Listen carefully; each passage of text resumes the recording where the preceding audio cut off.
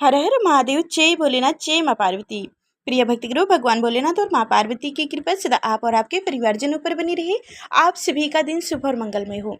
आज मैं आप सभी को बताने जा रही हूँ कि 2024 में सावन का महीना कब लगेगा और भगवान भोलेनाथ की पूजा कैसे करें, और सावन माह में सुनी जाने वाली सावन माह की कथाएं भी सुनाएंगे।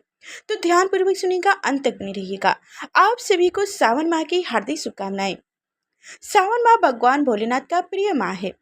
इस बार सावन माह 22 जुलाई से शुरू हो रहा है। इसको लेकर शिवालय में भी सावन उत्सव की तैयारियां शुरू कर दी गई हैं। इस बार का सावन माह का विशेषता यह है कि सावन माह का शुभ आरंभ बाबा भोलेनाथ का शुभ दिवस सोमवारी पूजा से हो रही है। वही इसका समापन भी सोमवार को ही होगा, जबकि इस बार का सावन माह में वर्षों बाद शुभ संयोग हो रहा है। ज्योतिष शास्त्र में भी बताया गया है कि सोमवार से सावन माह का शुरुआत और समापित विशेष रूप से शुभ है। उन्होंने बताया है कि सावन माह में सोमवारी पूजा का विशेष महत्व है, क्योंकि इस वर्ष सावन माह में कुल 5 सोमवार पड़ रहा है। यानी श्रद्धालु 29 अगस्त तक भगवान भोलेनाथ की पूजा अर्चना कर सकेंगे। 22 जुलाई से सावन माह का शुभ आरंभ सोमवार को सुबह 5:37 में सर्वार्थ सिद्ध योग से हो रहा है, जबकि इसका समापन 29 अगस्त दिन सोमवार को हो रहा है।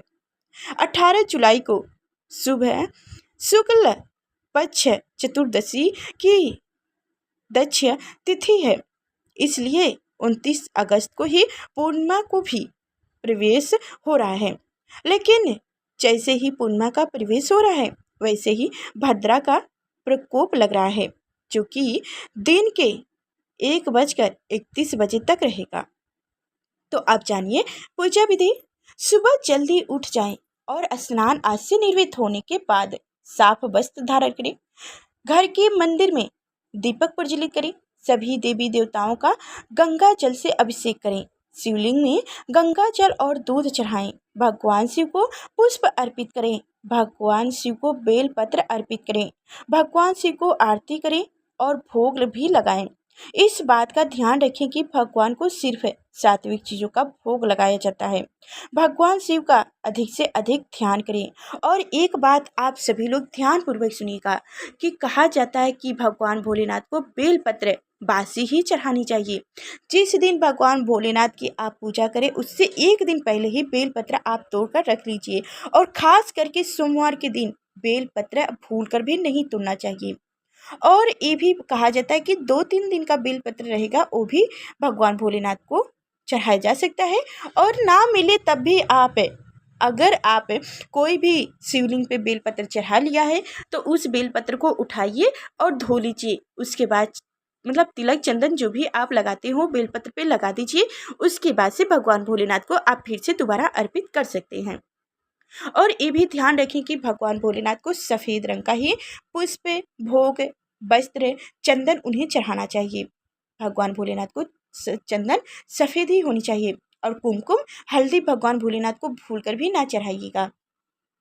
और ख़ास करके बेल पत्र तो जरूर आप भगवान भोलेनाथ की पूजा में अर्पित कीजिएगा, उन्हें चढ़ाइएगा। इससे भगवान भोलेनाथ अति प्रसन्न होते हैं, अपने भक्तों की सभी मनोकामनाएं पूरी करते हैं। तो चलिए अब इसी बात पे सावन माह की कथा भी सुनते हैं। हमें उम्मीद है कि यह कथा आप पहले भी सुनेंगे, फिर भी इस कथा को अगर नहीं सुनी है तो भी सुन लीजिए। सोने की थाल की कथा है। एक नगर में भगवान शिव का एक भव्य मंदिर था, जहाँ हर वर्ष दूर दूर से भक्तजन शिव जी के दर्शन के लिए आते रहते थे। सावन का महीना था। दूर दूर से कांवरिया कांवन लेकर भगवान शिव को जल अभिषेक करने आए हुए थे। मंदिर का परिसर भक्तों की भीड़ से भरा हुआ था। तभी अचानक आकाश में बिजलियां हुई और सोने का एक थाल उतरा। उसी के साथ एक भविष्यवाणी हुई कि जो कोई भगवान शंकर का सच्चा भक्त और प्रेमी होगा, उसी को यह थाल मिलेगी। मंदिर के परिसर में उपस्थित सभी लोगों ने यह भविष्यवाणी सुनी। धीरे धीरे सभी इकट्ठे हो गए और जो लोग मंदिर की व्यवस्था करते थे, उन्हें तो पूरा विश्वास था कि यह थाल हमें ही मिलेगा, इसलिए वो सबसे आगे जाकर खड़े हो गए। सबसे पहले एक पंडित जी आए और बोले, देखिए, मैं प्रतिदिन महादेव का अभिषेक करता हूँ। अंत्या, मैं ही भोलेनाथ का सबसे निकटी व्रती प्रेमी और भक्त हूँ, इसलिए थाल मुझे मिलनी चाहिए। इतना कहकर पंडित जी ने थाल उठाया। जैसे ही पंडित जी ने थाल उठाया, थाल पीतल का हो गया। यह देखकर पंडित जी बड़े लज्जित हुए। उन्होंने थाल यथा स्थान पर रखा और वहां से निकल गए। इसी प्रकार वहां उपस्थित सभी पंडित जी ने खुद को आजमाया, लेकिन शायद उनमें से कोई भी सच्चा भक्त नहीं था। उन्हें भी थाल यथा स्थान पर रखकर चले जाना पड़ा। उसके बाद उस नगर के राजा का आगमन हुआ।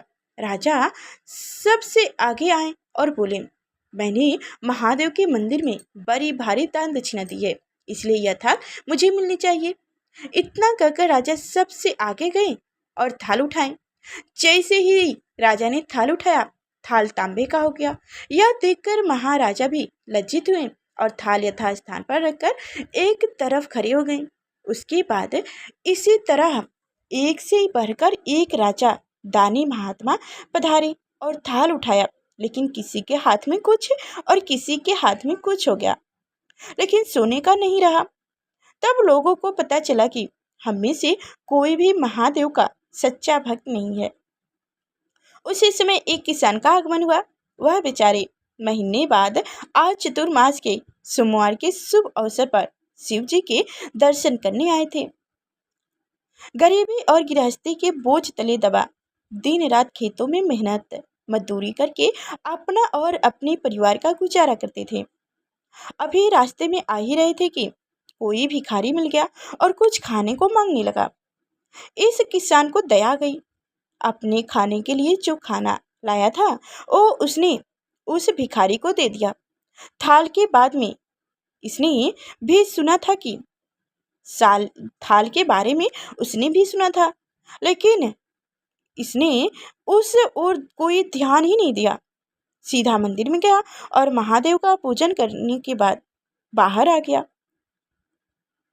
परिक्रमा करके जाने को हुआ, तभी पीछे से एक व्यक्ति बोले, भाई तुम भी थाल को उठाकर देख लो, हो सकता हो तुम ही वह सच्चा भक्त हो जिनके लिए यह थाल आया है।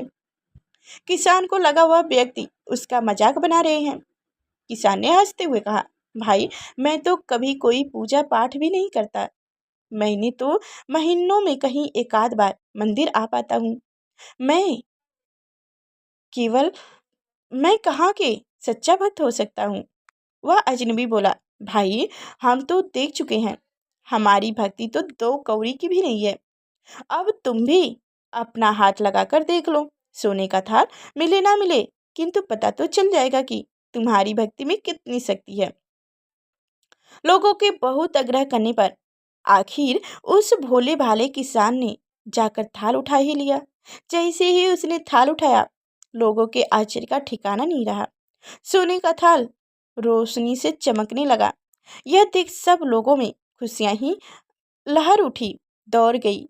सभी लोग उनके जय जयकार लगाने लगे और पूछने लगे कि भाई तुम ही सच्चे भक्त हो, अब हमें भी बता दो कि कैसे भक्ति करते हो जिससे महादेव तुमसे इतने प्रसन्न हैं।